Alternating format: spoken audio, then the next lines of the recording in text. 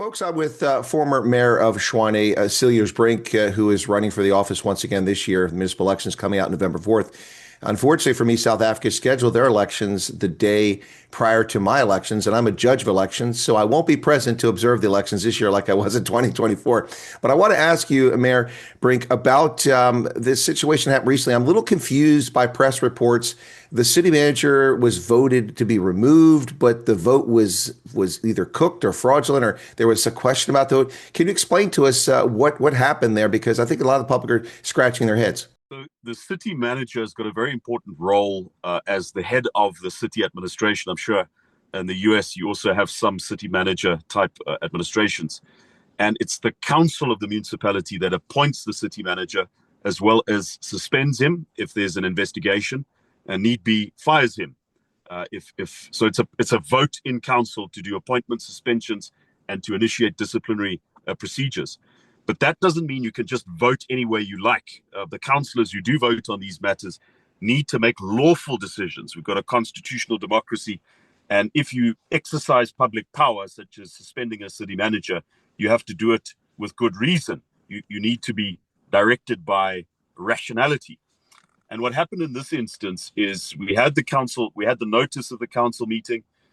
This disciplinary action had been initiated against Mettler at the instance of a party called the EFF, which is in the governing coalition with the ANC and Action SA, and was basically on the strength of one councillor's complaint, no factual substantiation, that a disciplinary process was initiated against Mettler about, I would say, 2 weeks ago, 3 weeks ago. And then the council had to decide in the first instance, were there grounds for an investigation? The DA voted no, we don't believe that there were grounds. And then the second question is, should we suspend the city manager? Again, the DA voted no, we shouldn't, because there's no indication that if an investigation were to proceed, that he would jeopardize the investigation, interfere with witnesses, or commit other misconduct. And at that point, the ANC, Action SA, and the EFF voted that Mettler be given the opportunity to say why he shouldn't be suspended, which was complete rubbish. And that was on the 25th of June. And so Mettler gave his reasons. A municipal council should have been held within 7 days of Mettler rendering his reasons. That municipal council meeting was late, as it turns out. The meeting was scheduled without an agenda, without reports. So councillors had to go to a meeting, which they didn't know formally what the business was of this council meeting. And so the meeting was meant to start at 10 o'clock last Thursday. An hour later, there was still no agenda and still no reports. That meeting only started at 3:30 in the afternoon.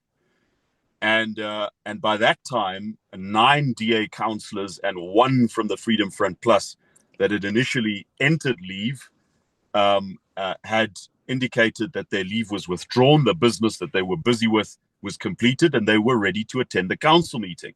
So it's just a very important point that before the business of the meeting started, 9 councillors who had initially indicated that they were on leave had withdrawn the leave. They were ready to vote. And indeed they did. They weren't instructed to leave the council chamber. They weren't identified by roll call. The speaker simply went and deducted 13 votes from the report on whether to suspend Mettler, as well as the report whether to regard Gareth Nisi, the CFO that has been implicated at the Madlanga Commission, whether to regard his alleged misconduct as serious or less serious. We said it was serious, and he deducted 13 votes. That was the vote rigging.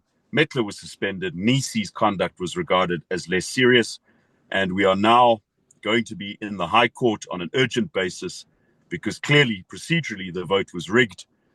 And as a result of that, the city faces very serious risks. Well, Mettler isn't implicated that I'm aware of in any fashion in the Madlanga Commission. I've not heard anything about that. No, he's not. And even the accusations against him, nothing includes the stealing of money, corruption, fraud, all trumped up rubbish, as we have also said in the public as well as the council meeting. Well, from the outside looking in, obviously, this seems strange to the public. It would appear from the outside that this is either a personal vendetta or a political grudge of some sort rather than something substantive, at least against Mettler. Yes, it goes actually beyond a personal vendetta. This is political, but it's also economical, because Mettler, as the city manager, has to sign off on tenders. He has to sign off on recruitment processes. We're at the beginning of the municipal financial year in South Africa, which is the 1st of July. And so tender specifications have to be finalized. The implementation of the budget is happening. And the big gripe with Mettler is that he has been putting his foot down on the awarding of certain tenders that he regards as irregular. And so that has upset the governing coalition, especially the EFF and the ANC. But don't discount Action SA, because they might have started as a useful idiots in this situation, but they are now the accomplices. And had Mayor Nasipi Moya not proceeded to take a trumped-up report to the council and recommended Mettler's suspension, we wouldn't have been in this situation to begin with. So there are reasons. These parties know that they're not coming back in government after the 4th of November. They want to use that time as much as they can to loot. And that is what this situation is all about, and why we are approaching the court on an urgent basis, so that on the 4th of November, if there's a new government, that there still is a municipality left to govern.